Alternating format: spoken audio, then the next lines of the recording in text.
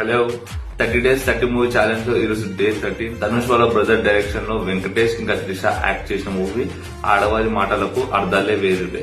Movie అయితే చాలా బాగుంటుంది. Movie middle class movie, just ఒక లవ్ స్టోరీ, ఇంకొక ఫాదర్ కి సన్ కు ఉండే బాండ్ చూపిస్తారనమాట. ఫస్ట్ హాఫ్ లో ఫాదర్ సన్ బాండింగ్ ఓకే, అంటే ఇప్పుడు జాబ్లెస్ కొడుకు ఇంట్లో ఎలా ఉంటాడు అండ్ వాళ్ళ ఫాదర్ కి అతనికి బాండింగ్ ఎలా ఉంటది, డాడీ తిట్లు ఎలా ఉంటాయి అని చెప్పేసి చూపిస్తారు.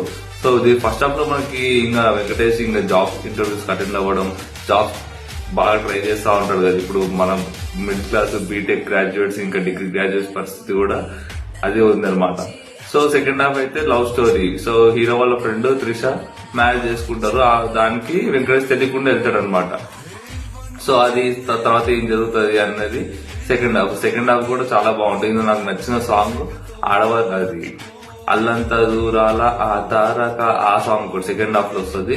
మళ్ళీ ఫస్ట్ హాఫ్ లో ఏమైంది ఈ వేళ, ఆ సాంగ్ కూడా చాలా బాగుంటుంది. ఎంట్రీ కూడా చాలా క్లాసిక్ ఉంటుంది అన్నమాట. ఫాదర్ కొడుకు ఇద్దరు బెడ్ మీద నుంచి లేస్తారు, అప్పుడు టైటిల్ పడుతుంది ఆడవారి మాటలకు అర్థాలే వేరులే అని చెప్పేసి. సో అది మూవీ అయితే చాలా డీసెంట్ మూవీ. ఇప్పుడైతే ఇలాంటి మూవీస్ వస్తాయని మనం ఎక్స్పెక్టేషన్స్ ఏం పెట్టుకోలేము.